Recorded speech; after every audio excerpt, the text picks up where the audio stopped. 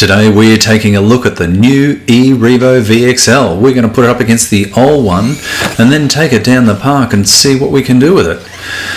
This car has got a heap of power and it's really easy to over accelerate and do some crazy stuff, but it wheelies really well, and once you get the hang of it, it's great. We're also going to try the self-riding feature. We also had a go at it without just pressing the button and just pulling the trigger back and forward to see if we could rock it back on its feet, and that you can do as well, so you don't need to press the button. We're just going to have a bit of a run. We were pretty impressed with the amount of power this thing had, good center of gravity, and rolls really well too apparently. But no, overall it was just a great car, and it's every bit a Revo. There were a couple of things we didn't like.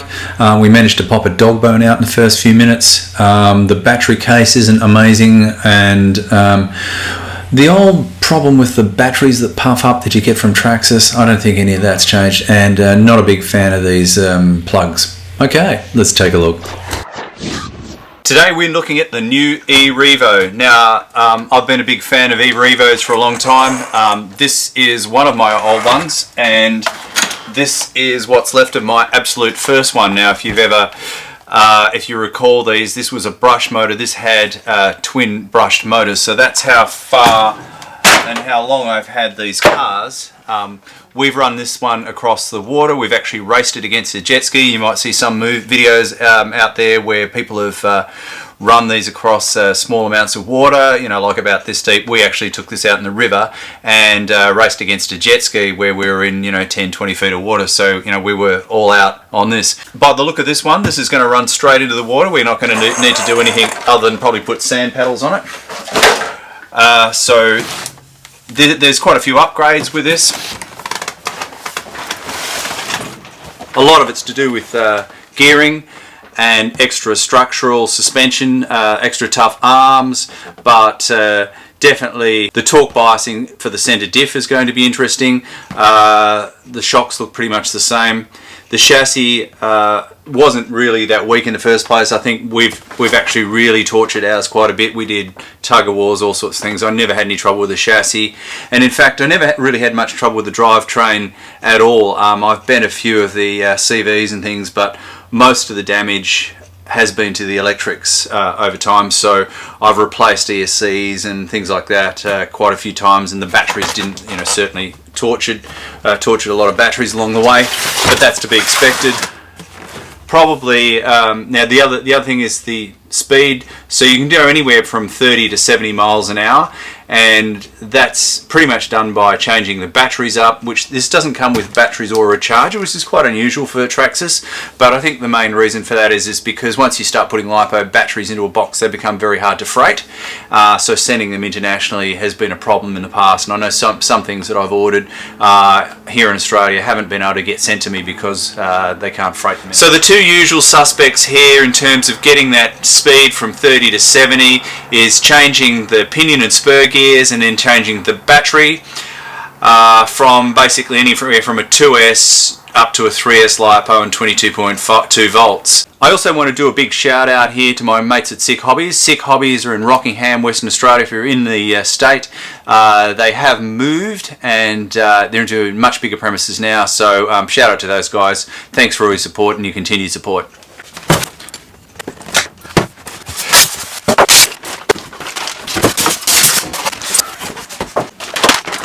Okay, so this is the car. What does it look like compared to the old one?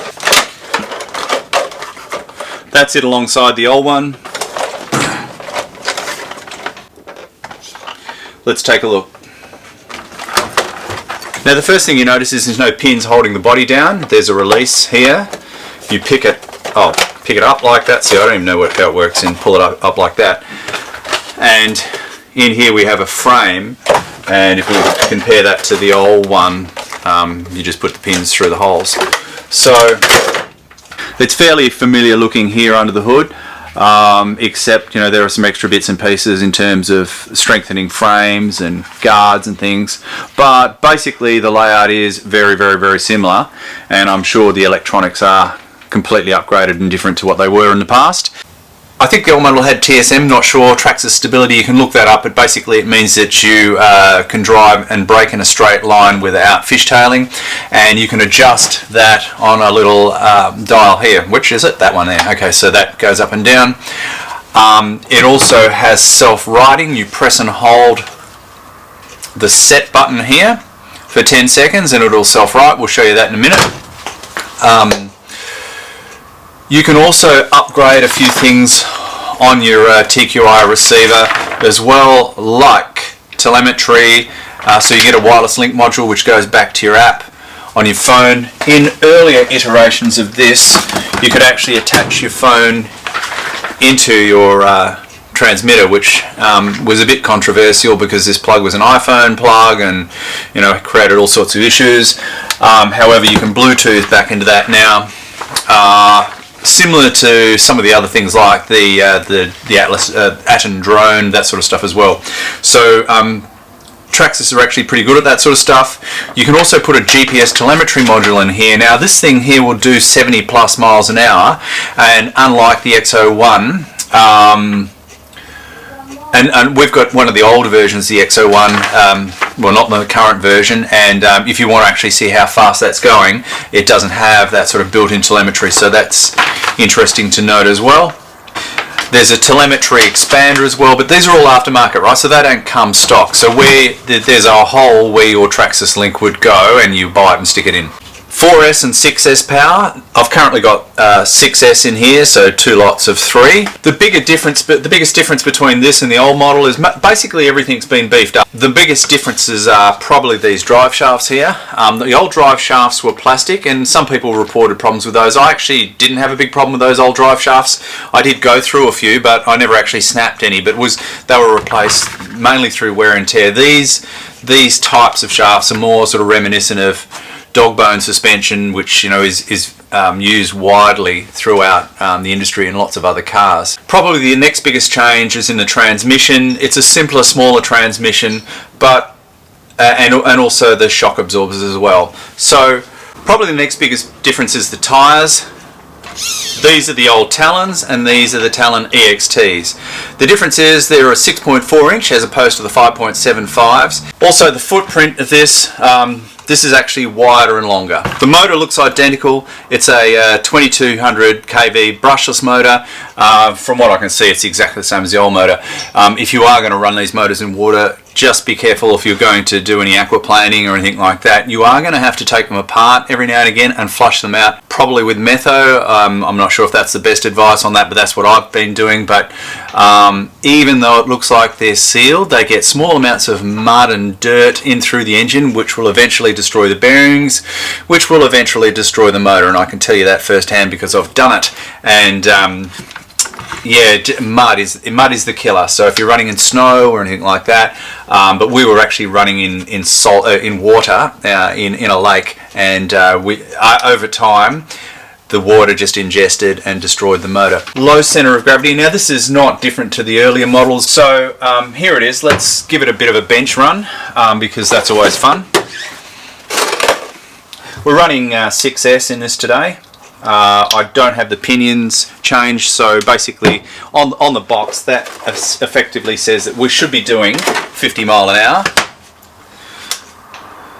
So I've turned the receiver on first, then hit the button here to turn the VXL power on. Oh, that was me. So steering's working.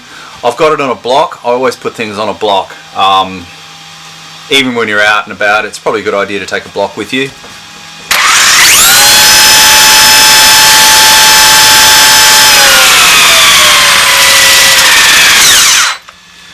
Now about 5 minutes into the drive, we popped out this dog bone. Now that's one of the changes that Traxxas has made to this new model. The old model had a drive shaft like this, and I must say I've never actually had any problems with these drive shafts. I did wear one out, but you see that's a totally different design. I think the good thing about having a plastic body is that there's a lot of flexibility and it absorbs a lot of the impact from driving into things and jumping, that sort of stuff. The thing that you notice most about a largely aluminium frame is it's very unforgiving, whereas this plastic body is very forgiving. However, that does mean that things that are built like this, when everything flexes, it's going to pop out, and that's the single biggest problem I've seen with dog bones on different cars as well. So, bit of a plus and a minus there. While I'm in complaint mode, I'm going to talk about a couple of things. I've never actually had a Traxxas battery that didn't balloon dramatically soon after buying it. This one here is actually not out of a carb, it's out of a Traxxas Atom drone, but that said, I've had many batteries that have come with E-Revos, and they've pretty much all done the same thing. One, in fact, set my shed on fire, which was very disastrous and resulted in a very big insurance claim. I don't know, these batteries, the thing about it is these connectors are basically designed specifically for Traxxas and only come with Traxxas cars. That means you have to get an adapter if you want to use a different kind of battery, and these adapters look like, well, this is a bit of a homemade one, so they look like this, but I'm sure you'll be able to buy them off the shelf. In which case you can then use a different sort of battery pack. This one here is actually a bit of a bigger battery, which is what I use in my Atom as well, and I use the adapter. But ideally you get a hard case that fits into the battery cavity, which brings me to my next complaint. And my next complaint about these cars, and this has been the same all the way through, is the way that these things latch. They have these little clippy latches, and as you can see there, the swollen battery's already taken its toll on the chassis, and this car is literally 10 minutes old. Putting a swollen battery in there, and this is actually a 3 amp battery, not a 5, that's what we have been using. See, that just pushes that battery case up out of shape. You can't shut it properly, and these releases are terrible. They're really hard to get on and off. If a battery does swell like that or doesn't fit properly, then they really are difficult to get apart. And I think they're my biggest criticisms of this vehicle. Let's take this out and see what it's like. Get it fun.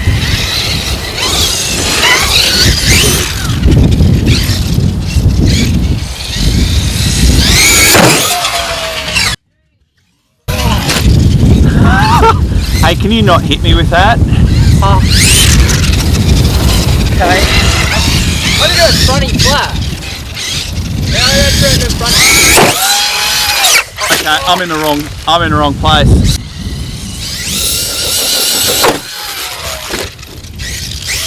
Did you hit that crooked?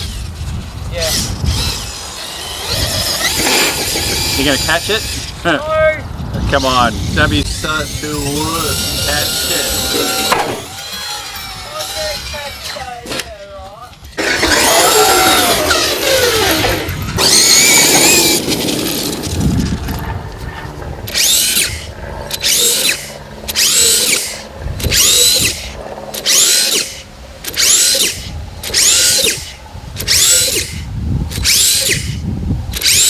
So close. Yay! 5 minutes later. Alright, you good? I'm gonna come past you.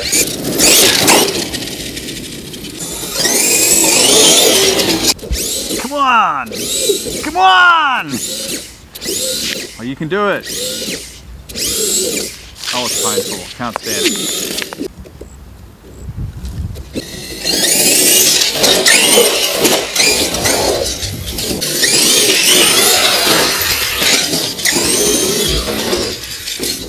This time.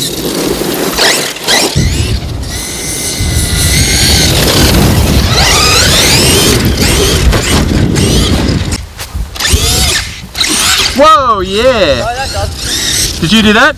Yeah, I did that. Oh, okay.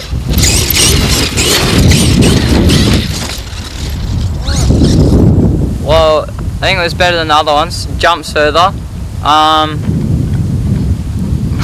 We're doing skids everywhere. It's pretty good. Hey, don't forget to subscribe and watch these crazy videos too. stupid fast RC.